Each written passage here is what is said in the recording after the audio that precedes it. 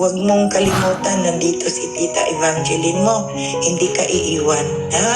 Thank you po. Kahit ano man itong nangyari sa akin, okay lang. Basta, ang ano ko, ito ay parang bagas trial din ito kahit matanda na ang isang tao. Kaya itong nangyari sa akin, napakasakit, pero kailangan ko rin medyo lumalayo sa mga kausap ko, sa mga kung sino yung kasi iba ito nagdetail ito sa puso ko Kaya sorry kung hindi ko kayo na agad, Pero for this time, Ramil and Luis, nandito ako, ha? So yun po guys, stop po muna natin. So just heads up lamang po. In this video naman po is pag-usapan po natin itong grabe po, dito po mas ramdam ko po yung pagmamahal ni Tita Evangeline dito kay Luis at sa pamilya po ni Luis. Alam mo yung may pagsubok kong pinagdadaanan si Tita Evangeline ngayon. Parang nabanggit po ni Tekram last time doon sa vlog niya sa pamilya ni Luis na parang namatayan daw po ng alaga si Tita Evangeline. So, na-depress si Tita Evangeline at na-confine nga po sa hospital. So, ganun po yung pinagdadaanan niya ngayon. Kumbaga, yung puso po niya is depressed po dahil nga po sa pangyayari po na iyon. But, kahit ganun pa man po yung nangyari, sabi nga po ni Tita Evangeline na hindi daw po niya iiwanan si Luis. So, may times lang na medyo naglaylo siya, hindi siya tumawag, hindi nagkipag-usap kila Luis dahil nga po sa nangyari.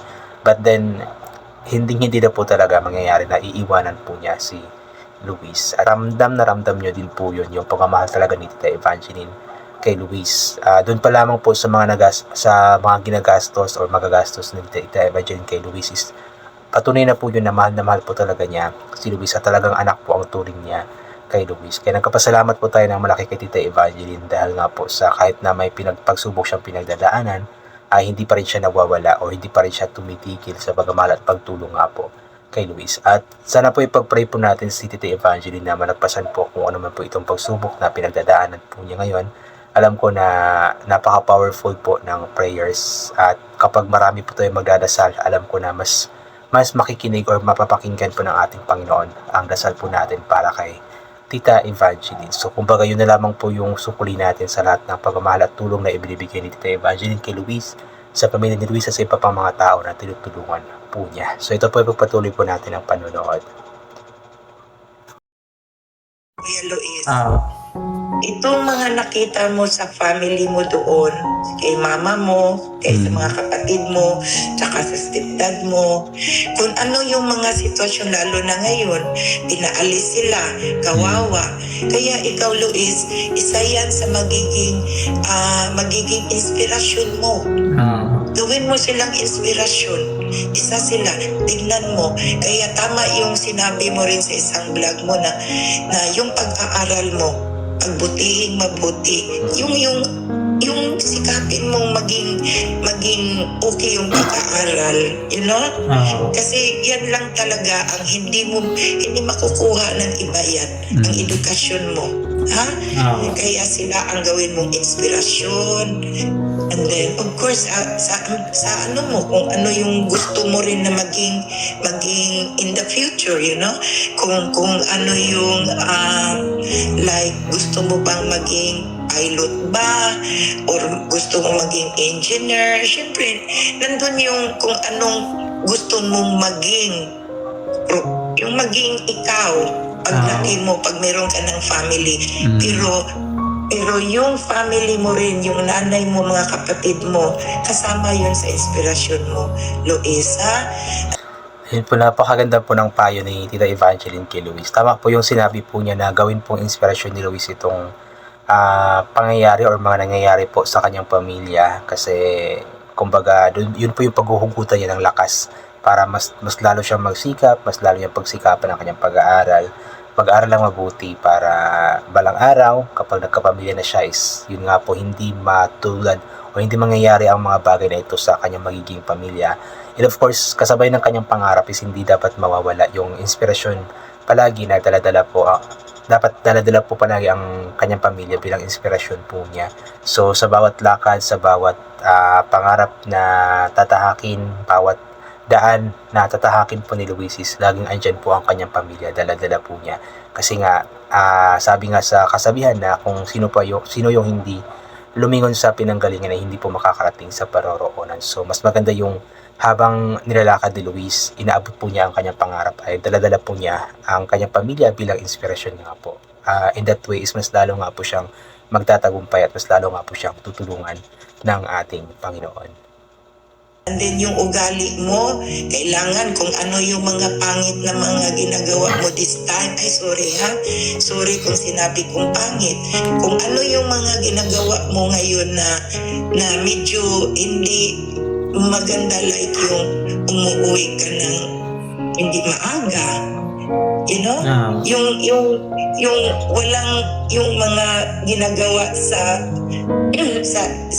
kung saan ka na hindi naman talaga kailangan gawin mo, na pwede naman wag na lang muna dahil kailangan ko nang umuwi, kailangan ko nang mag-study muna, yung mga ganun, yung mga extra na hindi mo na kailangan bigyan pa ng time, yung wala mo na yan.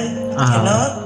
Kaya magiging subsob sa pagiging matibay. Regarding po dyan, yun nga po yung laging concern nila Tekram, yung late na nga pong umuwi si Luis. Hindi man siguro palagi, pero mostly late na po siyang umuwi. So sana makinig din po si Luis na yun nga po importante na umuwi siyang maaga.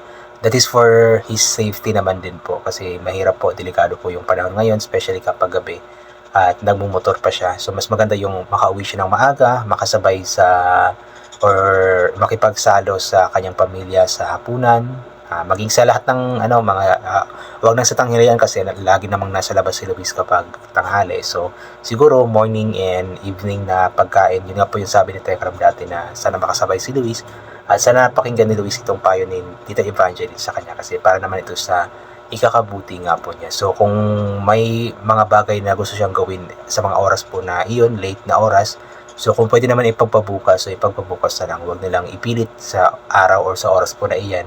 Nang sa ganun is makauwi po siya ng maaga, in that way is maging safety nga po siya, at the same time is magiging masaya nga po sila Tatay Ram, sila Nanay Jack, ang kanyang pamilya, dahil nga po maaga siyang nakauwi at sabay-sabay silang kumain sa hapag-kainan. Hindi ka mag-focus sa magiging isang matibay ka. Ha? Oo.